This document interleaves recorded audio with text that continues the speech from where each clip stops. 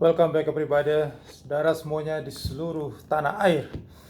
Masalah yang paling pelik saat ini adalah bagaimana kebijakan Bank Indonesia, pemerintah Indonesia untuk mengendalikan inflasi, bagaimana menekan inflasi. Untuk besok hari ada kebijakan dari yang ditunggu-tunggu oleh pasar, baik yang untuk trading saham di Bursa Efek Indonesia, menunggu keputusan dari Bank Indonesia untuk apakah BI rate dinaikkan atau tetap suku bunga Bank Indonesia BI rate. Nah, kemungkinan besar dari konsensus pasar sudah memprediksi ya bahwa BI rate tidak mungkin dinaikkan karena melihat dari kondisi inflasi Indonesia ya, pada Desember 2022 kemarin ya, sudah di angka 5,51%. Jadi sudah agak menurun, melandai dibanding inflasi yang paling tinggi di bulan Oktober 5,71%. Jadi inflasi sudah melandai dan inflasi inti juga sudah menurun. Dan juga yang terjadi di Amerika ya, pada bulan Desember, inflasi Amerika sudah menurun jauh dari angka 7,1% sebelumnya. Bulan November sudah, di Desember sudah jadi 6,5%. Jadi melihat kondisi inflasi yang sudah normal ya, di angka 6,5% inflasi Amerika dan inflasi Indonesia sudah 5,51%, menjadi pertimbangan untuk Bank Indonesia kemungkinan besar tidak akan menaikkan suku bunga di besok hari.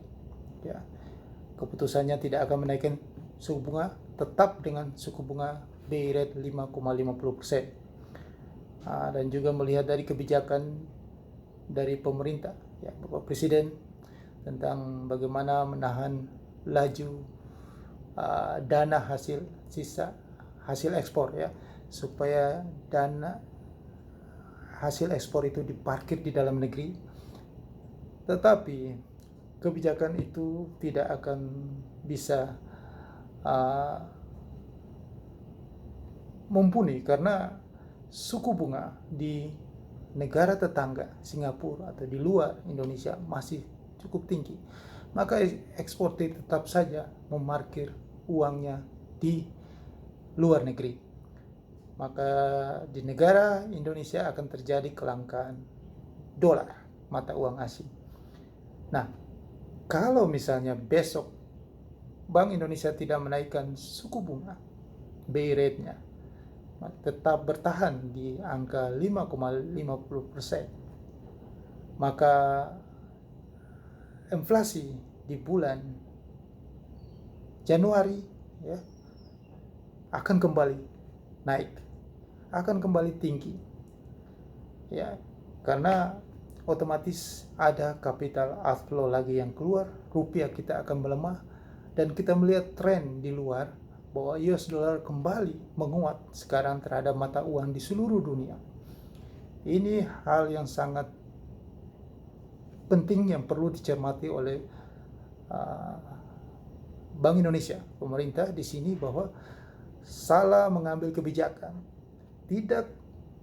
besok tidak menaikkan suku bunga, tidak menaikkan BI rate, tetap bertahan di 5,50%, maka rupiah kita dipastikan melemah dan inflasi dipastikan akan naik lagi, akan tinggi lagi di bulan Januari 2023 ini.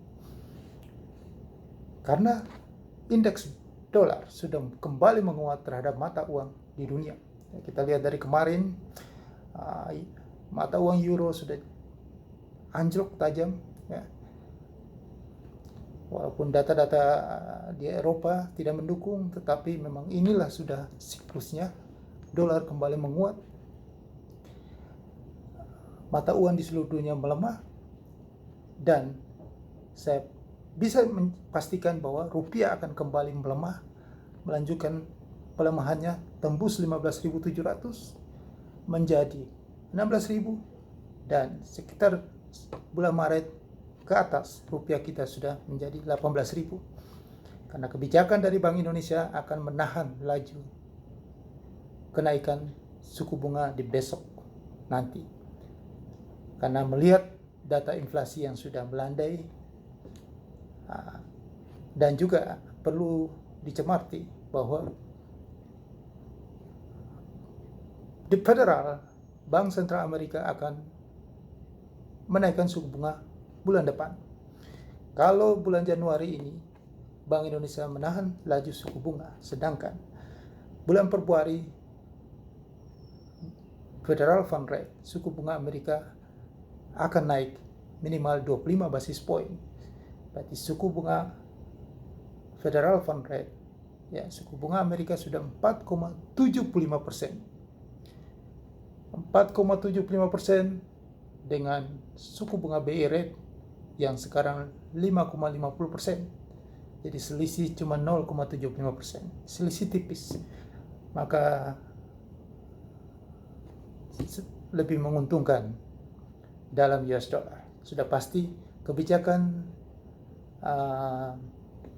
parkir dana sisa ekspor, hasil ekspor itu tidak akan bermanfaat, tidak akan berguna, tidak akan sukses. Maka eksportir tetap memarkir dana di luar negeri, maka terjadi kelangkaan dolar, mata uang asing di dalam negeri. Maka bulan-bulan berikut kita akan melihat rupiah kita makin melemah. Jika rupiah makin melemah, US dollar menguat, maka bisa dipastikan bahwa inflasi itu pasti akan kembali tinggi di Indonesia. Ya, bulan Januari tinggi, bulan Februari mendekati bulan puasa, bulan Idul Fitri, maka inflasi makin tinggi. Rupiah kita makin melemah, biaya yang tinggi ya untuk importir, maka indeks harga saham gabungan sudah pasti akan melemah. Nah, inilah yang perlu dicermati, bahwa kondisi ekonomi bukan membaik, malah kondisi ekonomi akan makin menurun kalau kebijakan yang diambil oleh Bank Indonesia jadi ini kebijakan yang menaikkan suku bunga berdampak buruk terhadap pertumbuhan ekonomi.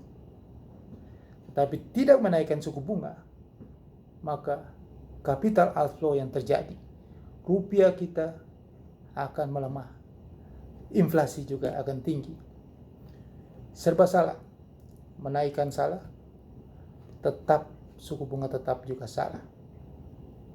Itulah yang saya selalu katakan selalu saya ulang-ulang dari tahun 2021, 2022 dan memasuki 2023.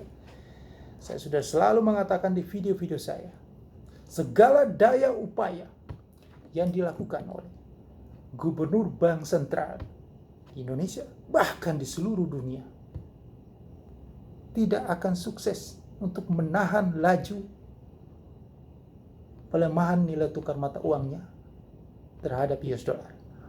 Di semua negara di dunia, Gubernur Bank Sentral di semua negara di dunia ini, siapapun dia, tidak akan mampu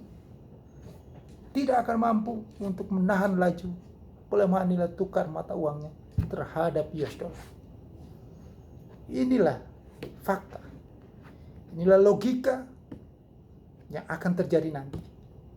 Seperti yang sudah saya katakan, Bank Indonesia menaikkan suku bunga salah karena menahan laju pertumbuhan ekonomi. Ekonomi butuh stimulus dengan suku bunga yang rendah. Tetapi jika menahan suku bunga atau menurunkan suku bunga, apalagi itu membuat ekonomi kita membuat kondisi inflasi itu makin tinggi karena ada capital outflow, ada kelangkaan rupiah mata uang asing US dollar di dalam negeri. Pemerintah sudah berusaha untuk menahan dana hasil ekspor itu, jangan diparkir di luar negeri dengan kebijakan.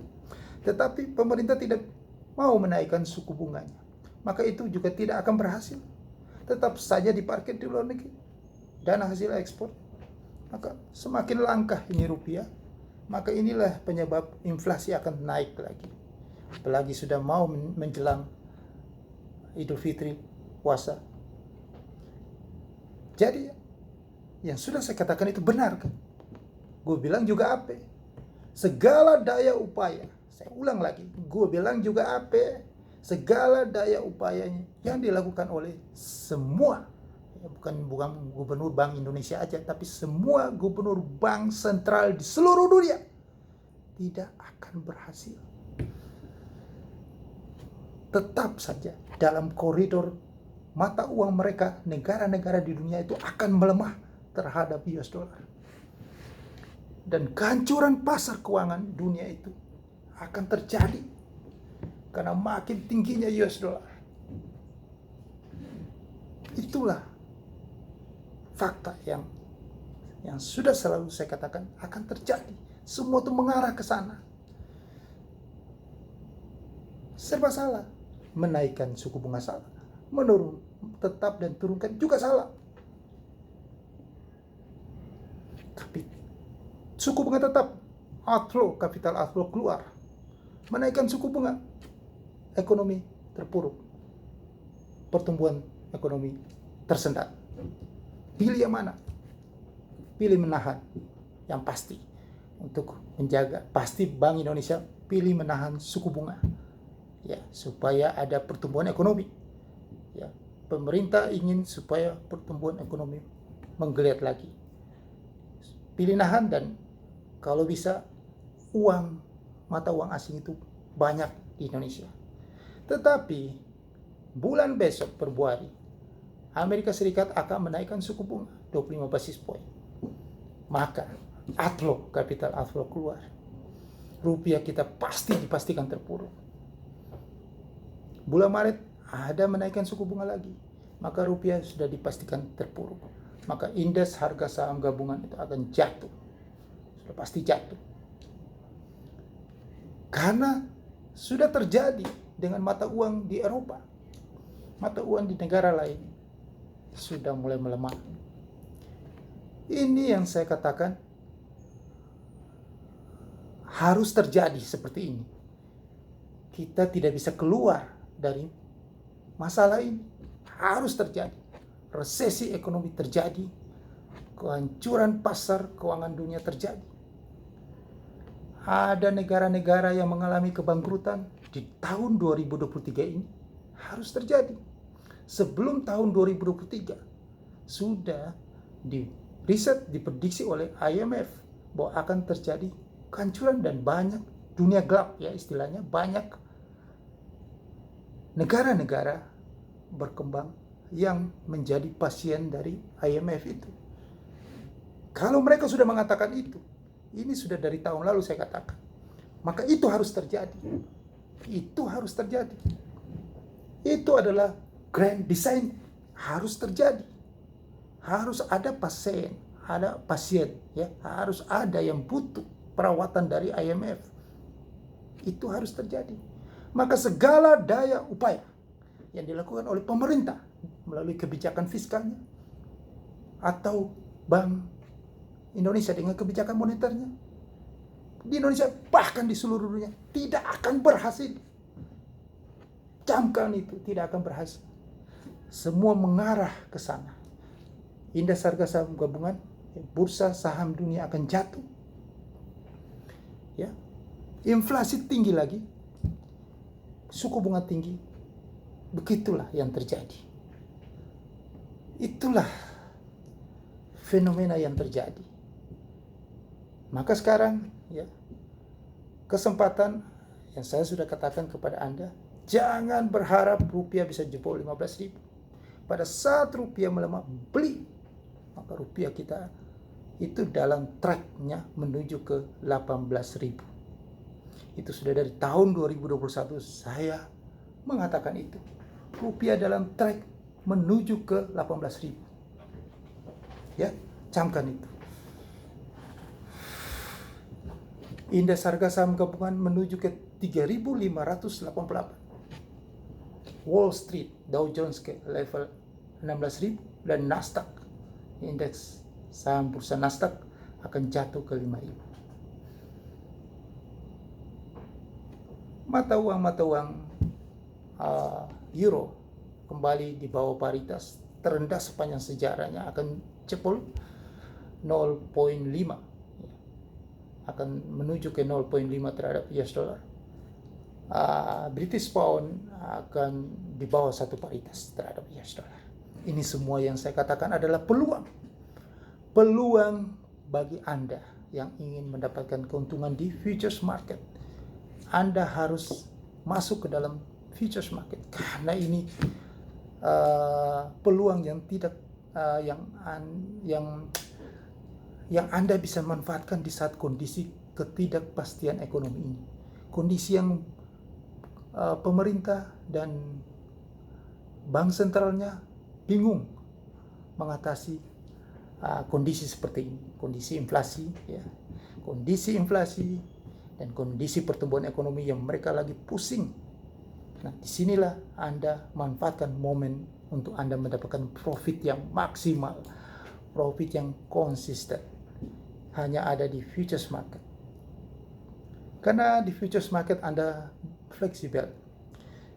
Kalau di bursa saham Anda hanya bisa mendapatkan keuntungan jika kondisi ekonomi itu sejalan, kondisi ekonomi itu membaik, ada pertumbuhan ekonomi, maka Anda bisa mendapatkan profit di bursa saham.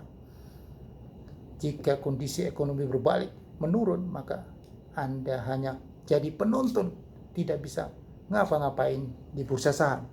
Tetapi di futures market, mau itu kondisi bagus, ekonomi membaik, yaitu market ke utara, maupun kondisi ekonomi menurun, market ke selatan, tetap saja Anda mendapatkan peluang manfaat profit. Itulah bedanya, itulah luar biasanya di futures market. Jika Anda ingin mengetahui lebih detail tentang apa itu futures market, apa itu manfaat yang bisa saya dapatkan dari futures market di tengah kondisi ketidakpastian ekonomi, di tengah kondisi yang pusing pemerintah maupun bank sentralnya, Anda email saya, karena saya sertakan email saya di deskripsi video di bawah ini. Saya akan jelasin kepada Anda panjang lebarnya, sedetail-detailnya, supaya Anda bisa mendapatkan manfaat yang luar biasa ini. Jangan ketinggalan manfaat luar biasa ini, ya, karena kondisi nanti akan susah. Anda mau berbisnis real pun juga ya tidak seperti yang sebelum pandemik. Ya, kondisi akan makin di tengah suku bunga yang sangat tinggi, maka Anda akan susah sekali berbisnis, ya, karena purchasing power atau daya beli itu menurun, ya. Jadi sebaiknya Anda harus mencari sesuatu yang lebih liquid, yaitu di futures market. Segera email saya. Dan jangan lupa Anda subscribe channel YouTube ini dan sebarkan kepada semua orang, jadi mereka juga mendapatkan manfaat yang sama seperti Anda. Ya.